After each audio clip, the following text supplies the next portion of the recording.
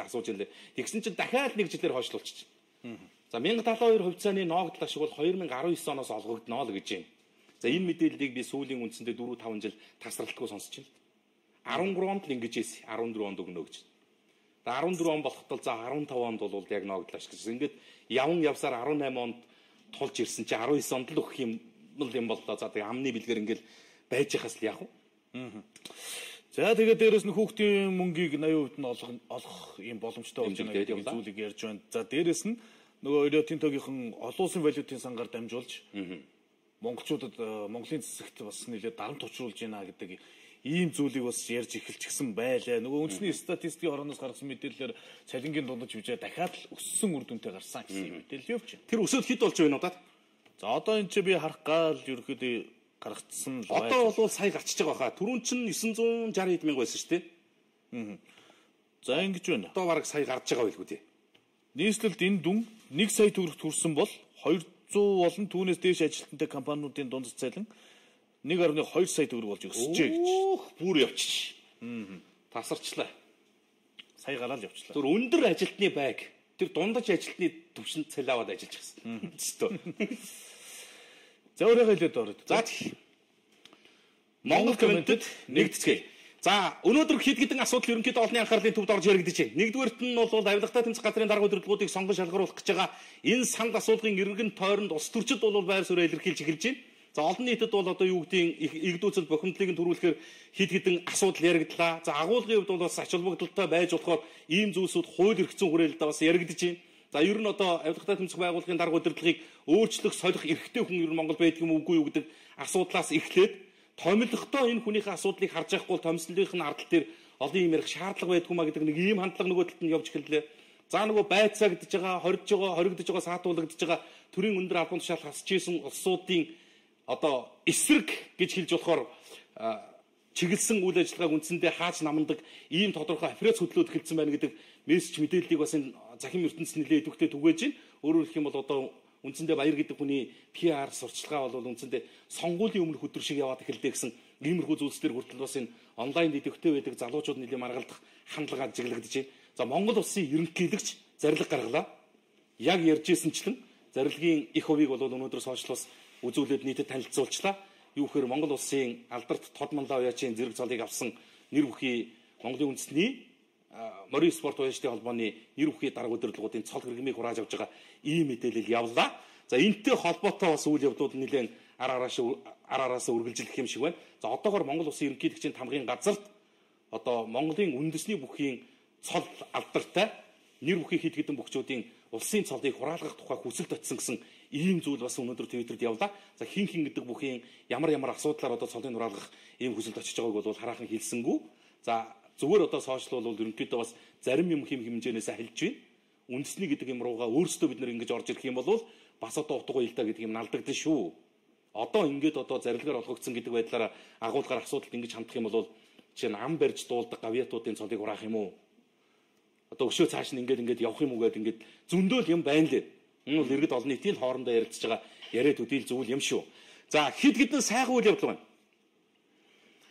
Байгалмаа гэж бүсгүй байгаа юм да. Тэгээд үнэхээр ёстой юугүй зүгээр Монголын түүхийг дэлхийд тод томрон харуулж явж байгаа энэ эмэгтэйг би хаа явсан газар нь болж өгвөл боломж өгвөл сэтгэлээрээ алдаршуулах гэж хичээж ирмэлцдэг.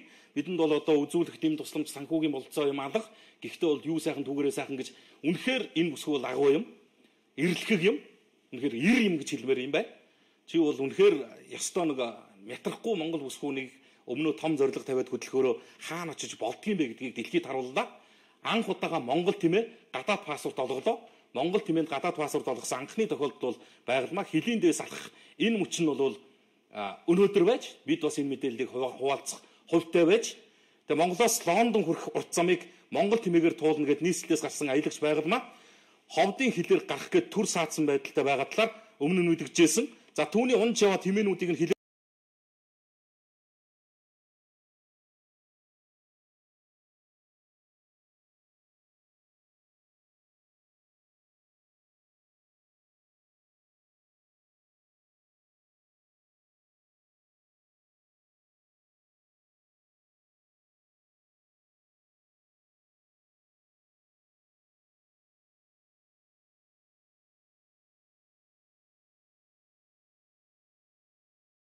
Ийм мэдээллийг онцоллоо. Өнөөдөр цагдаагийн байгууллагаас нийслэлийн цагдаагийн газраас автомашин хулгайлах болоод хүнийг санаатаа авах гэмт хэргийн нөхцөл байдлын талаар сэтгүүлчдэд мэдээлэл өгсөн гэж байна. За энэ мэдээлэл хийгдэхээс өмнө бас нийгэмд нэлээд буруу ойлголттой мессеж очихсан байсан. Цагдаагийн байгууллагаас мэдээлэл хийх гэж байгаа мэдээлэл нь болохоор нөгөө сэтгүүлчийг телевизийн сэтгүүлчийг тагнасан машин дунд буудсан энэ гэдэг асуудалтай цагдаа тайлбар өгч гэнэ гэсэн боловч яг энэ асуудал дээр онцон тодорхой тайлбарыг өгөөгүй. За гэхдээ өгсөнгүү гэдгээр нь цагдаа нарыг биенд муулж буруутгах эрх алга ямар ч үсэн Монголын цагдаа илрүүлэхгүй хэрэг байхгүй болсон юм байна гэдгийг энэ одоо юу гэдэг атгах санаа сэтгэлийнхаа мухарт тээцээ явж байгаа нөхдүүдэд хандж хэлье. Хулгайлагдсан машин болгоо олдож байна. Хүний амь насыг санаандгүй байдлаар хохироогоод хэргийн газараа нуун далдах гэж оролдсон зугтсан бүх үйлдэл 100% илчлэгдэж байна. За энэ бол манай цагдаагийн байгууллагын хүчний байгууллагын бие бүрэлдэхүүн үүссэн түүхэнд өнөөдөр хурж байгаа дээд оргил нь байгаа. Зөвхөн одоо он гарсаар үлдэгдсэн 29 хүн амны хэрэг 100% илчлэгдсэн байж. Ийм болсон шүү гэдгийг би бас нөхдөд анхааруулж хэлэх гээд байна. Энэ чинь зөвхөн хүн амны хэрэг биш шүү дээ. Автомашины хулгай дээрэм, ахуйн хүрээнд үлдэгдэж байгаа хулгай дээрэм, энэ хүчингийн хэрэгүүд бүгд илчлэгддэг болсон, бүгд баригддаг болсон. Хийсэн хэрэгээ нууж баллах гэж байгаа чинь өөртөө дахиад нэг шин төрлийн хэрэг үүсгээд явдгаа гэдгийг өнөөдөр энэ цагдаагийн байгууллагын хэлж ийн лээ. Алдсан байж болно тийм үү? Санамсаргүй байдлаар ийм золгүй нөхцөл байдалд орцсон байж болно. Авт тээврийн хословаар гаргасан байж болно. Ямар ч нөхцөлд хэргийн газартаа хамгийн дөрвөн шуурхай байдлаар түргэн тусламж дуудах энэ асуудлыг хийхэд хүртэл энэ таны үйлдсэн хэрэг дээр чинь хөнгөвчлөх нөхцөл болж ирдэг шүү гэдгийг өнөөдөр энэ мэргэжлийн улсууд нь хэлсэн байна лээ. Энийг бодороо залуучуудаа.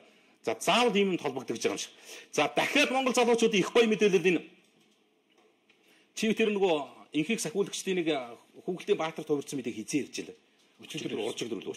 Өчигдөрхөн тий.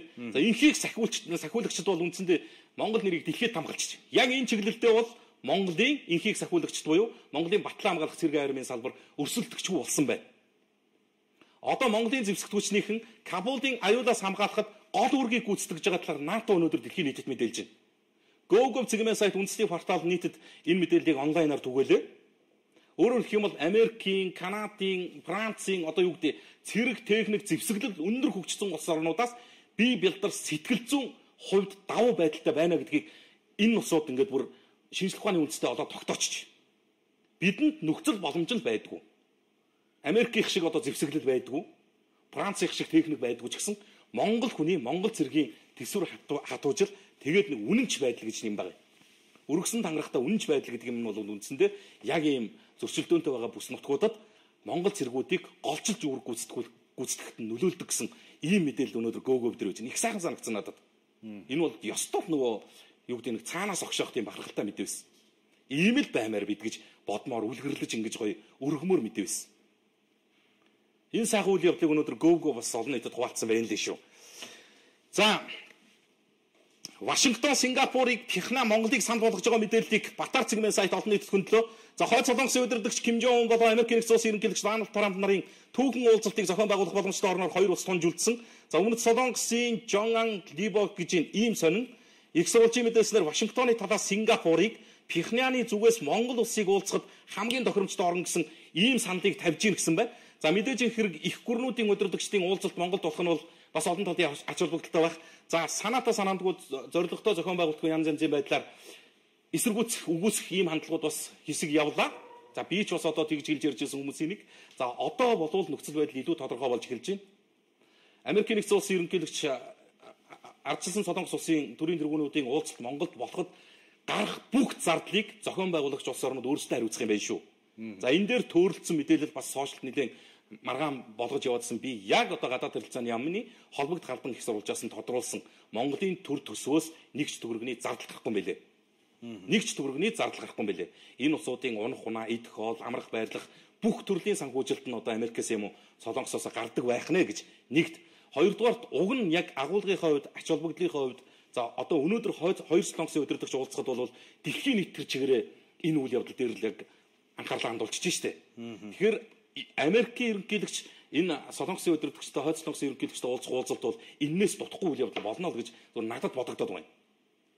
Нэгдсэн улс Америкийн нэгдсэн улс гэдэг чинь үндсэндээ нэг төв улс байж штэ.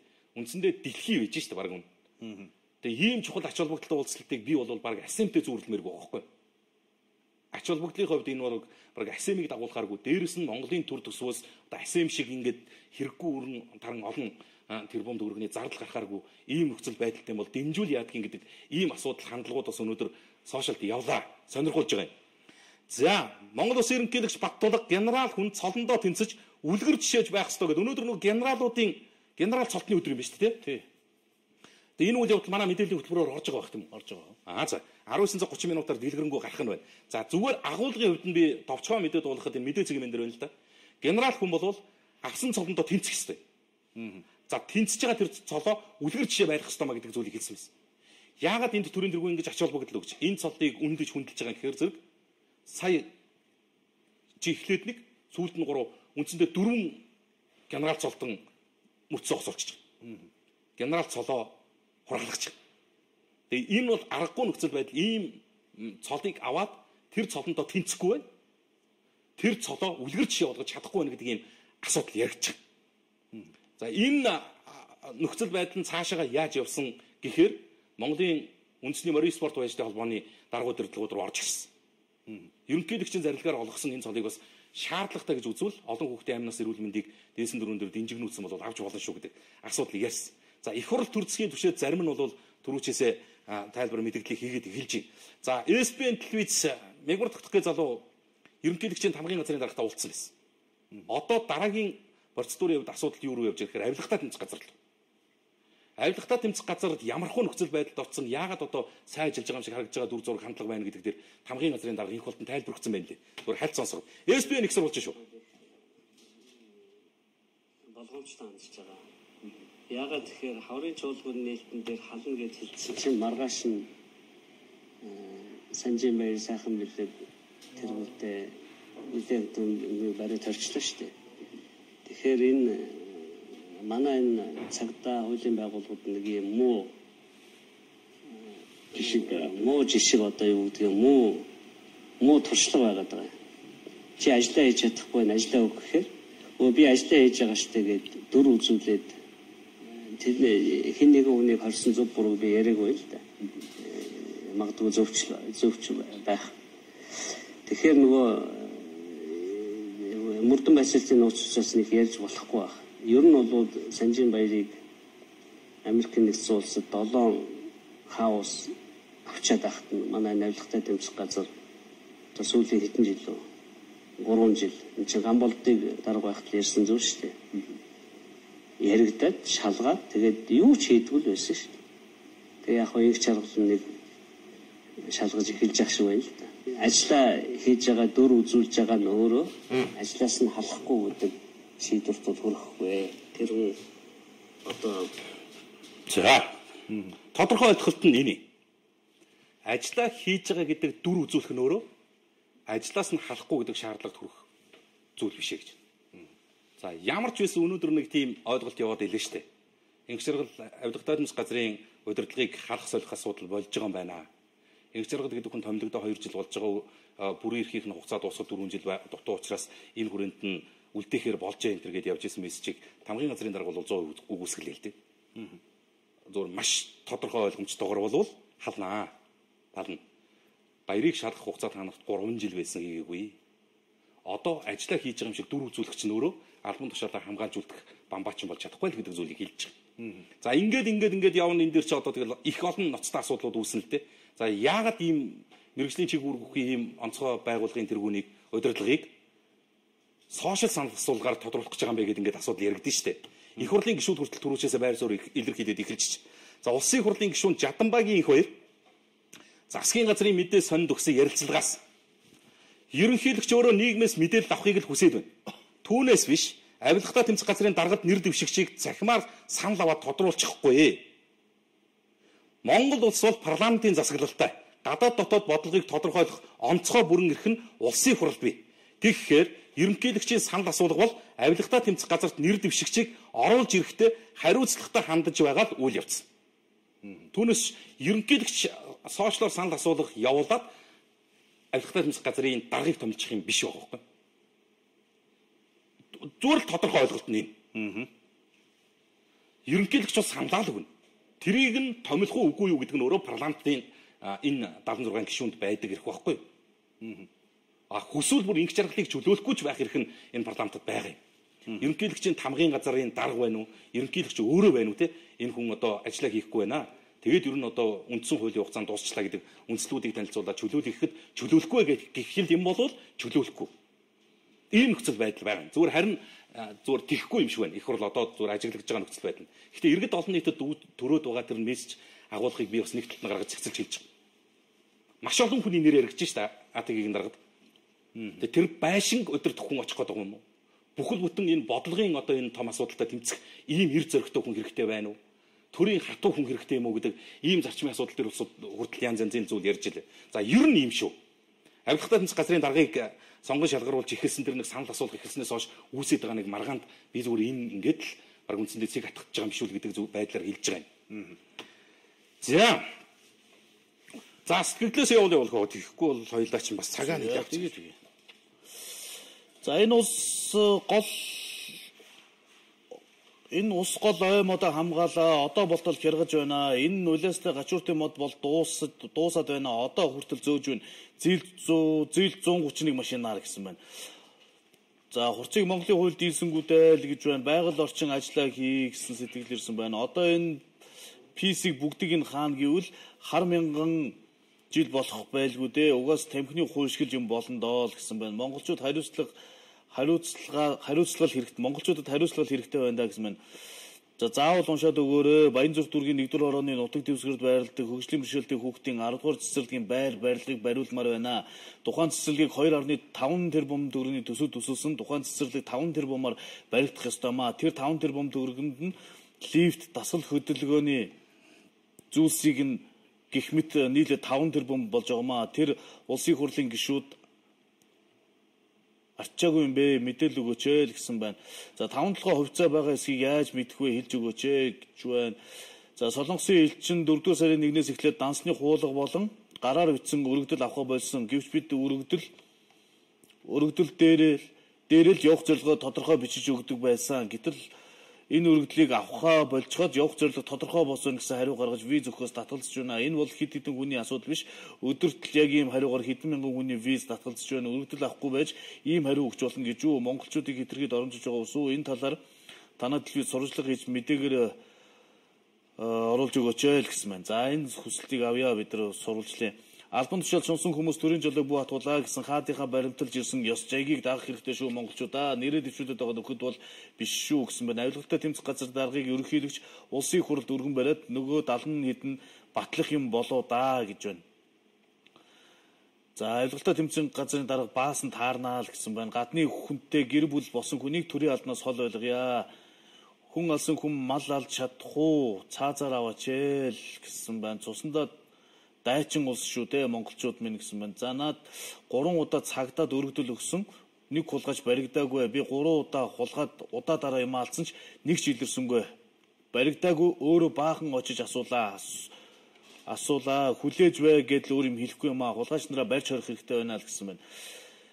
За ажилд нь амжилт хүсье. Нөгөө автомашины торгуул өршөөл юу болсон юм бэ гэсэн. Тэр бол зүгээр нэг санаачлал яваад байсан тийм. Тэгээд дэмжигдэг юм аа. Сандаа хургуулсан тэгээд дэмжигдэг юм.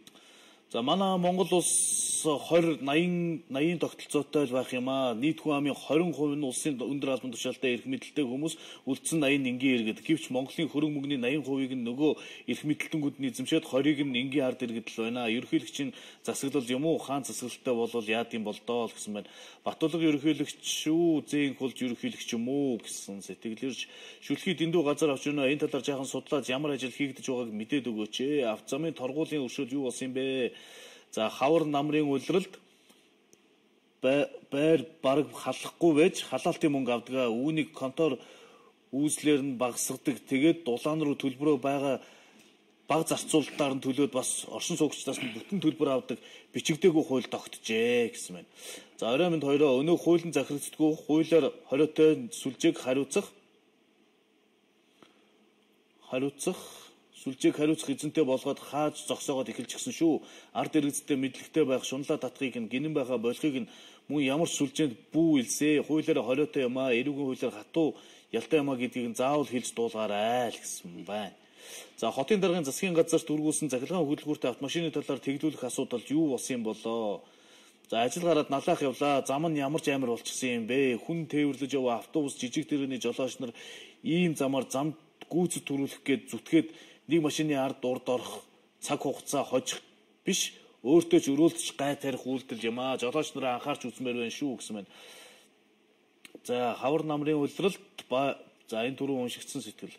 За Пүүжи ганцлаггүйгаас сайн суралцсан шүү. Мундаг сэтгүүлчтэй өдөр бүр уулзаж санал бодлоо хуваалцсан гэдэг хүн болгонд олдохгүй гэж бодож байна. Гадаад мэдээ байнга үздэг шүү гэсэн байна. За би бол тэр алтны дэрэгт гуйл шарлна гэдэг шиг одоо ганц шарлж байгаа юу? Ганц чи сүүлийн үед нилээн шарлцсан байгаа. Ер нь тэгэл олон улсад дөрнж байгаа үйл явдлыг бол яг хажууд нь суугаад тайлбарыг сонсоо явж хахад зарим нэг зүйлийг бас ойлгож тарих толгой бол онгойж л байгаа. За Баянзүр дүүргийн 14 дугаар орооны Сансар хотын хизээ ашиглалтанд орох юм болоо мэдээлэл байна уу билгээ. Наа чин бүр хараа бүр мэдлээс хитэрчээд байна. Би одоо бүр сүулдэ одоо ярихаас санаа зовх. Энэ чи миний байр орон шүү дээ.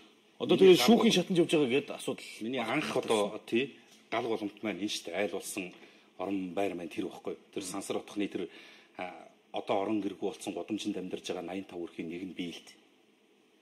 Иргэн Батүйлэг би яг л наадах тэр 85 айлыг чинь нэг тэр 600 гаруй иргэний чинь нэг байж болох бүхэл хэлбэрээр асуудлыг тавьж байж болох бүхэл агуулгаар нь хуулийн хүрээнд нь нөхцөл байдлыг ярихаар ингээд одоо бүр эзэнгүү болж 4 жил өнгөрлөө. 4 жил ингээд айл айлын байр дүрээсэлж ийм нөхцөл байдалтай чадж байгаа нь энэ штэ чадахгүй нь бол тэгээд бүр амь насаа алдсан ч тохиолдлууд 3 4 гарлаа.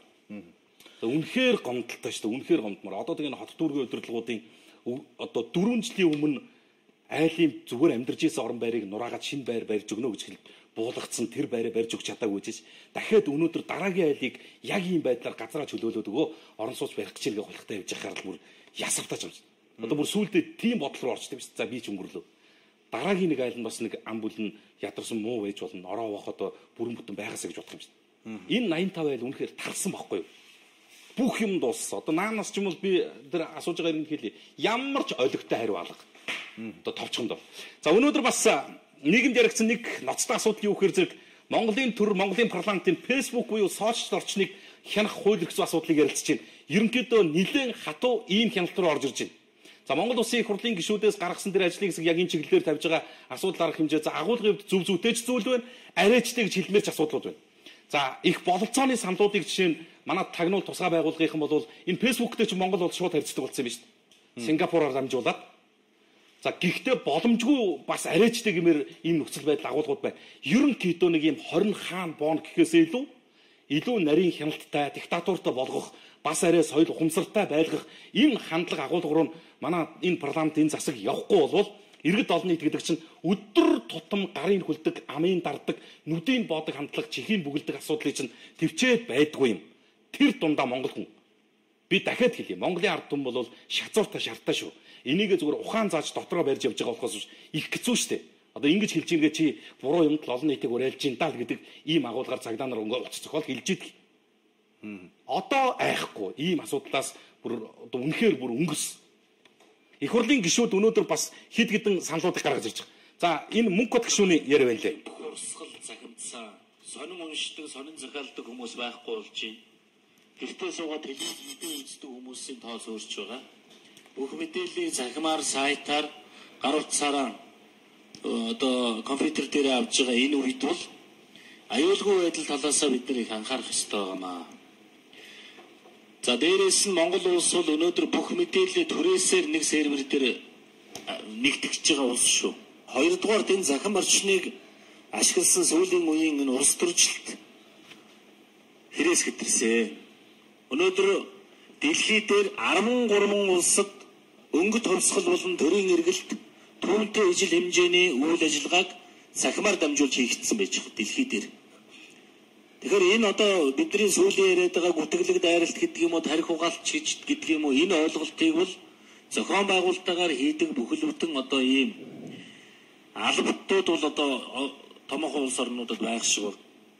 Одоо 5-10 мянгаас дээш хандлттай захим хууль сэргэлж байгаа энэ хүмүүсийг хэвлэл мэдээллийн хэрэгслийн төвшөнд авч үзэж хариуцлагын асуудлыг тооцдог ийм хууль үйлчлэл явж байна.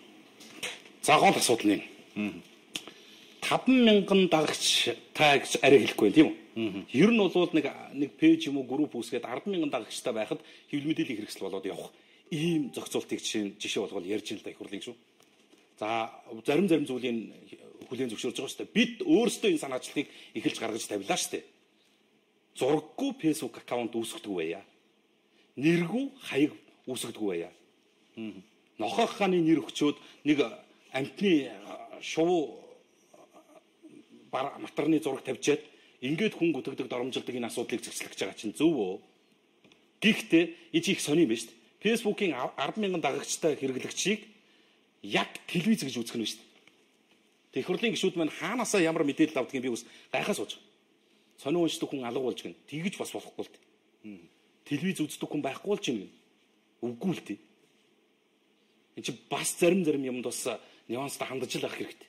Жишээ нь сошиал дүрнүүдийн гол үйл явдлыг за манай нэвтрүүлгийн үзэгчд бол Монгол комментээс л авч байгаа. Тэр дундаа түлхүүхэн хөдөө орон нутагт интернетийг хэрэглэж чинь тийм төгс төгөлдөр болчихов. Юу хязгаарлыг хаа бой дарамтлыг гэхээсээ илүү бас гарцгаргалгаа юу вэ гэдэг талд уг нь ажлууд их зүв зүйтэй юм шиг санагдсан. Уг нь бүхэл бүтэн боломж гарцгаргалгааг нь гаргацсан юм байл л дээ. Энэ одоо манай хуулийн тагнуулын ерөнхий газрын хэлцээний дарга болд ярьж байгаа. Сүлжээнд одоо тэр өөрөө хийсэн янз бүрийн дурлсан одоо үрээлсэн эдгээр зүйлүүд гардаг. Эдгээр дээр бид нэр болохоор телевизээр болон бас мөн сошиалар болохоор уриал гаргаж байгаа. За энэ бол ийм хариуцлага хүлээх магадaltaй гэдэг. За мөн фэйсбүүкээр янз бүрийн зураг тавьдаг хүний доромжлолтой би одон зөөр гарлаа. Энэ дэр болохоор бид нэр фэйсбүүктэй Америк руу шууд Сингапуроор дамжиж харьцаж байгаа. Хэрв таны нэрээр яг энэ хаяг минийх биш ээ гэдэг юм бол бид нар тэр хаягийг устгах байгаа. 14 хоног дотор устгах чадчих байгаа. Гэхдээ энэ чи боломж байна шүү дээ. Манай тагнуулын ерөнхий газар фэйсбүүктэй шууд харьцдаг болсон гэж. Яг наа Сингапураар л дамжиж юм байна. Энэ аль ч улс орн Азийн улс орнуудыг идэгэл юм байна л дээ. Энэ би биш шүү, энэ миний хаяг биш шүү, миний нэр дээр ингээ үүсгэсэн зохион байгуулалтаа ийм явж шүүх юм шууд хаалгаж болно гэж. Тэ өөрсдөө яг ямар алхам хийж ийн гэдэгтээ бас анализ дүгнэлт хиймээр л юм байл л дээ. Дараа нь өнөөдөр бас энэ их хурлд нэг сүүлийн үед яригадаад байгаа нэг асуудлын боловсролын хуулинд орж байгаа нэг цогц концепц байдлын нэг асуудал байна. Ер нь одоо нэг жижигхэн өөрчлөлт хэрэгтэй юм уу? Боловсролын салбарт бүр цогцоор нэг бодлогын төвчний өөрчлөлт хэрэгтэй байна уу гэдэг дээр их хурлын гишүүдийн салбарын сайд нарын хооронд нэлийн мэтгэлцээ өрнөж ин л. Тэгээд би эндээс их сонирхолтой нэг л зүйлийг харсан юм. Юу харсан гэсэн чинь бүтэн жил багш нар талбай гороолж өнжиж байгаа. Үндсэндээ намраас хойш. Одоо энэ 5 сарын 1-ээс эхлээд цалин тэтгэмж нэмэхгүй бол багш нар 5 сарын 1-ээс эхлээд хугацаагүй ажил хийгдэж байгаа. Мэдэгдсэн. За би энийг төрхөж байгаа юм шиг. Өшөө цаашаа явах вөхөр 2018-аас 19 оны хичээлийн шинжил эхлэхгүй байх боломжтой шүү гэдэг асуудлыг ярьж байгаа. Энэ танхим дотор багшийн тухай асуудал аль талаас нь нэг ч яригдсангүй. Энэ өөрчлөлтөнд ямар ч багшийн эрх зүйн байдлын тухай асуудлыг дээшлүүлэх, нийгмийн асуудлын нөхцөл байдлыг сайжруулах талаар юу ч яригдаагүй. Зүгээр л нэг л эрх мэдлийг булаацалж байгаа. Сургуулийн захирлыг хэн томилдог байх юм бэ гэдэг ганцхан эрх мэдлийг булаацалж байгаа. Үнэн сонирхолтой. Одоо Нямбатар гишүүнч байна. Энэ асуудлыг санаачлан явж байгаа гишүүд нь. Нийслэлийн боловсролын газар гэж нэг газар нийслэлийн хэмжээнд үйл ажиллагаа явуулж байгаа томоохон сургууль бүх сургуулийн захирлуудыг томилд юм бэл. Хандлагын ард иргэд юу гэж ойлгодог вэ гэхээр энийг боловсролын яам томилдог гэж ойлгоод байдаг. Эсвэл түйч яамд хамаагүй асуудал байгаа байхгүй. Энийг хэн гэдэг сайд хідэн цогцлмоо байгаад ч нэг сургуулийн захирал томилж чаддгүй юм. Гэтэл одоо яригдж байгаа энэ өөрчлөлт нь юу юм гэхээр зэрэг аймагуудад ийм төлөөний салбаруудыг нэгэд аймгийн сургуулиудын зөвхөн сургуулийн захирлыг хэн томилох вэ гэдэг ганцхан үндсэн агуулга ярьж байгаа. Энэ ямар хэрэг ашиг вэ? Яагаад сургуулийн захирал томилох асуудал дээр одоо манай энэ их хурлын гишүүд ингэж санаа зовж байгаа шигэ сургуулийн багш нарын асуудалд нь анхаарал хандуулахгүй юм бэ? Яагаад эмнэлгийн эрхлэгчийг хэн томилдог тухай асуудлыг хүнддэг юм бэ? Тэгээд эн чинь нөгөө цаанаа юм баталж өгөөд нь шүү дээ. Улаанбаатар хотод сургуулийн захирал болоход 5-аас 100 сая төгрөгийн такс төлдөг. Нэр муутайхан шиг, хандлт багтайхан шиг сургуулийн захирал болоход 5 саяг өгдөг. Одоо гайгүй одоо юу гэдгийг том сургуулиуд байна шүү дээ. Одоо хүүхдүүдэд хахуул төлж оруулдаг ийм сургуулиуд байна шүү дээ. Ийм сургуулийн захирал болоход 100 саяг өгдөг гэдэг асуудлыг чинь агуулгын баталсан юм шиг хэрүүл болж байгаа юм. Монголын парламент дээр би сургуулийн захирлыг томилмоор байна шүү дээ гэж байгаа юм шиг ийм хэрүүл хийлээ шүү дээ өнөөдөр. Одоо шившгэл юм даа л гэж хэлэхээс. Тэгээд та нар боддоо 100 сая төгрөгийн хахуул өгөөд нэг газрын даргад хахуул өгөөд очиж байгаа сургуулийн захирал яг тэр сургууль дээр юу хийх вэ? Би бол юу гэж ойлгосон гэхээр тэр хахуулан төгсөн 100 сая хамгийн хурдан хугацаанд яаж нөхөх вэ? Дээр нь яаж дахиад 100 сая ашиг болох вэ гэдэг бодлыг тээж очиж байгаа байна. Тэгээ энийг бол яг бүр суур шинжлэх хийхдээ би санал нэг байна. Жилийн сургуулийн захирлыг хэн томилох вэ гэдэг дээр л ийм хэрүүл хийдэг болдог шүү дээ. Ном сурах хүчгийн асуудал ярихгүй.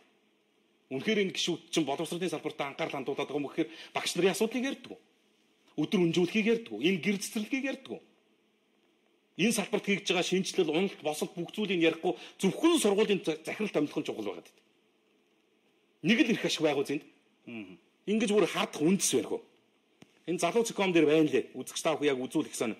За энэ Чинбат ард түмэн оюутлогын гэрээг цуцлах нь зөв гэсэн байр суурьтай байна гэд энэ оюутлогын гэрээг цуцлах уу, өөрчлөх үү, үргэлжлүүлэх үү гэдэг ийм асуудлаар ийм 3 том шилэн орго ажиллаж байгаа.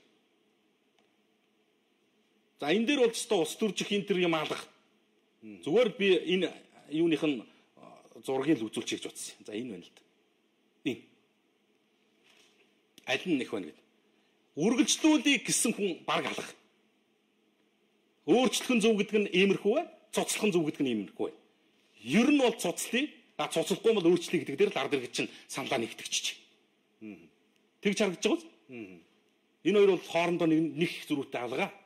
Тэгтэл жирийн иргэд чинь, жирийн бор ард иргэд чинь оюу толгоон энэ олборлолт энэ өргөөжөөс чинь хүртэхгүй байгаа юм байна. Болдгсон бол өөрчлөе болохгүй бол цуцлая гэдэг дээр л ирсэн байх шүү. За зүгээр цуцлах нь хайшаа юм тий. Иргэдийн чинь санал ийм байна гэдэг зүйлийг л харуулах гэсэн юм.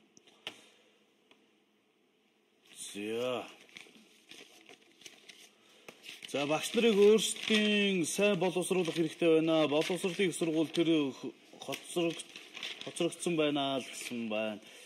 За Солонгос сериал гаргахаа болоо гэсэн байна. Баатар маань гэж ямар муухай балиар заван бүдүүлэг юм бэ? Хиний явуулах, хиний бууны хуваа гэд. За энэ ч одоо ингээл нөгөө түрүүний хэлжсэн нөгөө доромжлолч нь л энд л ингээл явагдчихл байна л да.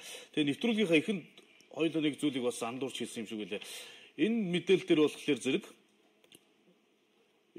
Эрдэнэс тавталгаач юм болохоор 1072 хувьцаа эзэмшигчдэд 2019 оноос ногдол ашиг хүртээ. 19 оноос гээд хойш болсон. Одоо яг ногдол ашиг эн чинь бол өөр тавталгаа шүү. Нөгөө тавталгаа. Орон нутгийн тавталгаа.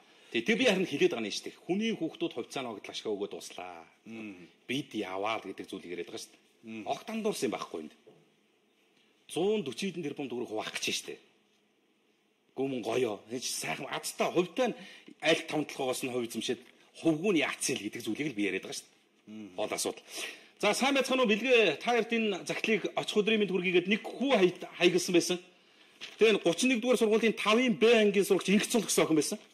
Ийм захиа бичсэн байсан. Бэлгээхаа миний аавыг нэргүүн бямд орж гэдэг юм аа. Та сайн хэлээд өгөөч ээ. Сайн байна уу? Ээж аав хоёр минь ээ. Анаа бид хоёр эмээгийнхээ халамжинд сайн байгаа. Аав нэргүүн бямд орж таныг би сайн уу? Хаана ямар шүү ажил хийж байгаа юм бэ? Та бид хоёрыг мартаагүй үстэй. Таныг 2013 оноос хойш шүүгийн шийдвэр гүйцэтгэх газарт эмээ мань эргэж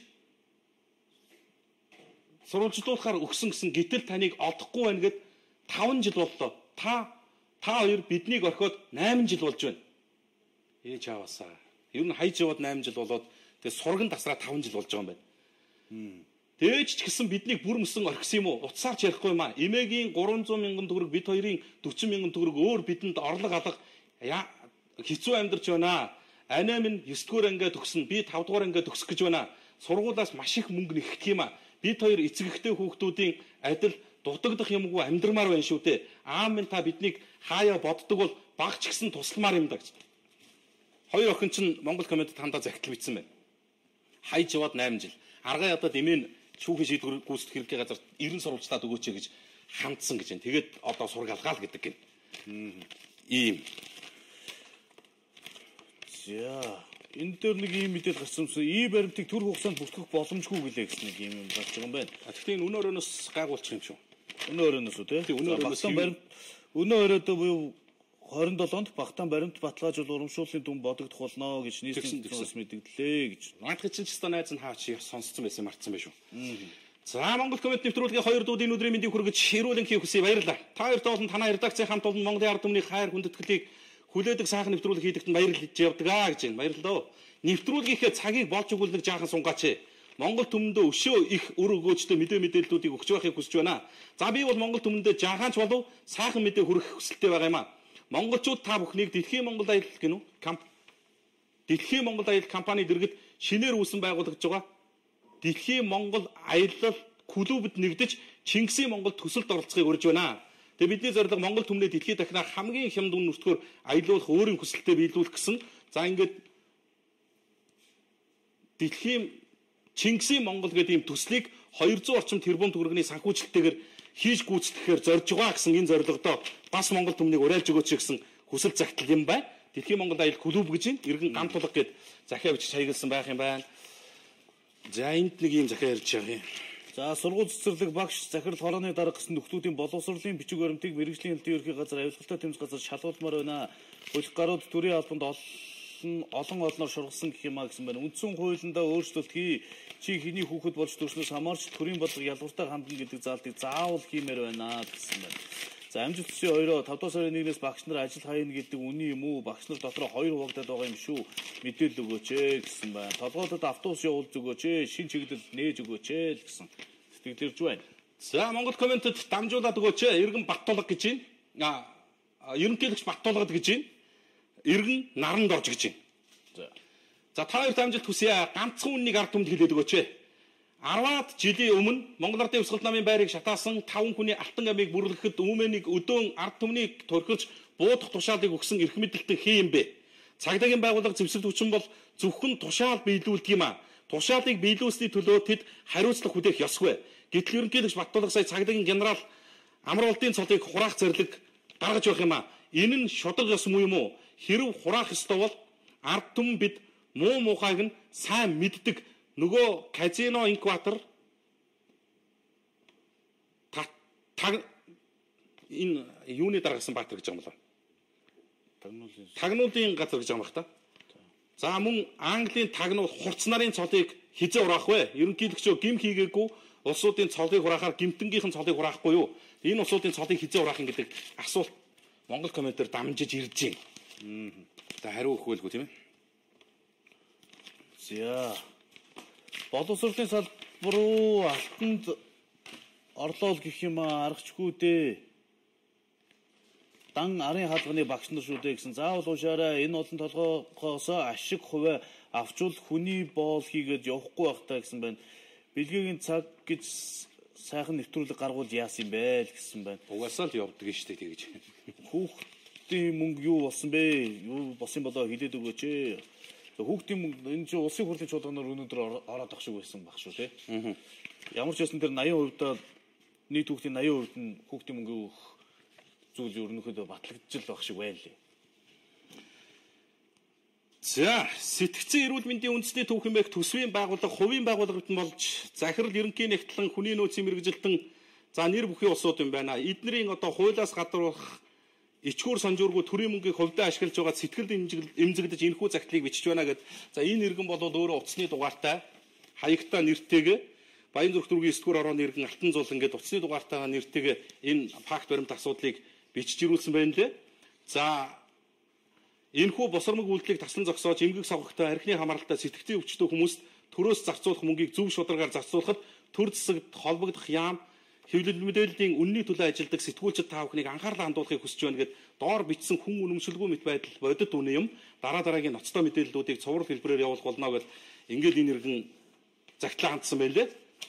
За ашиг сонирхлын зөрчил бүхий сүлжээнүүдийг тоомлбол гэд ингээд төрсөн дүүгээ эмч за цуглаан удирдагч жолооч үлгүүрчин нягтлан за ингээд зөвлөлийн гишүүдээ гэдгсэн чинь ингэж томилсон гэдэг энэ бүх асуудлуудыг энэ баримтаар нь ингэж ирүүлсэн гэж. За энийг энэ олон хуудсыг бид нар уншиж танилцуулах арга болцсон. Үнэхээр алга энэ шүүхийн шийдвэр тогтоолуудыг хүртэл авсаргаад ирсэн алдан журам тоотууд байна лээ. Бид бол энийг яг харьяаллын дагуу холбогдох хуулийн байгууллагууд нь хургуулна. Тэгээд тодорхой хэмжээнд бас шийдвэр гаргах төвчний тэр улсуудад нь бол сонирдуулна гэдгээ уламжтай. За иргэн бол байж болох бүх факт баримтаа дэлгэж бидэнд ирүүлсэн. Энэ асуудлыг танилцуулаад өгөө гэж чинь тэгээд цуврал байдлаар хургуулъя гэж чинь. Энэ мэдээллийг тусна бол ямар ч хуулийн байгууллагт нь хүрэх ёстой асуудал байгаа юм байна. За энд нэг захиа ирсэн. Шудраг нийгэм тогтоохын төлөө шүүгчдийн хувийн үйлдэлийг ард түмэнд илчлэж сэдний хэмжээ хязгааргүй эрх тарахыг илрүүлэхийн төлөө ард түмэнд танд итгэж байгаа тул энэ асуудлыг ерөн сурвалжлаж шүүх засаглалыг үнэн зөв гэр бүлийн харьцаагаар бос шудраг байдлахын төлөө хамтдаа зүтгэхийн төлөө энэхүү захидлыг илгээж байна. Шүүх засаглалд Эрдэнэ чулуун Эрдэнэ сууд нарын шудраг бус хүмүүс байсан цагт шүүх тогтолцоо цэвэршгүй нэ. За яасан асуудал вэ гэхээр эдгээр хүмүүсийн хэмжээ хязгааргүй их хангамж хэтэрхий их эрх мэдэл хэрэгс хэтэрч улс орноо шүүхээр далайлгаж буруу шийдвэр гаргахад нөлөөлөх юм а. Шүүх ерөнхий зөвлөл гэх энэ газар лүндэнд оржоор ахлуулсан зандраа Эрдэнэ чулуу Сарантуяа нар болон бусад хуулийнхын дураараа дүргэж ард түмнийг нүдгүү чихгүй мэт дэндүү даварч буруу шийдвэрүүд гаргаж байгаад анхаарах цаг боллоо. Цаашдаа шудраг шүүгч хуулиад эдэлсэн ёс зүйтэй хүмүүсийг Монгол улсын ерөнхийлөгч шүүхтэр батламжлах нь зүйтэй юм а. Эдгээр хүмүүсийн хөрөнгө оруулалтын мэдээлэл үр хүүхдүүдийн хансаглал зэргийг олон зүйлийг ерөн сурвалжлаж олон түмэнд үннийг илчлэх цаг болсон шудраг шүүхийн төлөөгөд ингээд энэ асуудлуудыг бас одоо баримтжуулаад явуулсан байна. За шүүх ерөнхий зөвлөлийн гишүүд дарга удирдлагуудын зураг хөргөтөө ийм материалыг ерөнхийдөө энэ шүүх засаглалын чимийг шинжлэх цаг болсон шүү гэсэн ийм иргэний захиа ярьж. Дохиогч уу нариулагч. За өндөрлөх болсон гэнтэй хөө. За 1-7 хоногийн Монгол коммент нэвтрүүлэг энэ түрээ дуусч байгаа. Үзэгч та бүхэн амралтын өдрүүдийг тухтаа өнгөрөөгөөрэй. Даваа гарагт бас 18 цаг тэг минут бас энэ эндэр дээр та биднийг хүлээж байна. ТВ-с Mongolia пэйж бас онлайнд аль биесээр та бүдгийн санал сэтгэлдлийг авч дамжуулж байгаа гэдгийг тодотгоё. За өөр ч одоо юу ах вэ те? Одоо юу ах вэ? Урайгаа хэлээ дуусгав. За. Монгол комментэд нэгтгэцгээе. Гэр бүлийн багц. Шин Selpak Elegance ариун цэврийн цаас таны ариун цэврийн өрөөг сэтгэл татам тансаг үнрээр дүүргэнэ. Таны тансаг байдал таны ариун цэврийн өрөөнөөс ч мэдрэгдэнэ. Миний өсний өнгөний ноц юм даршдаг гэж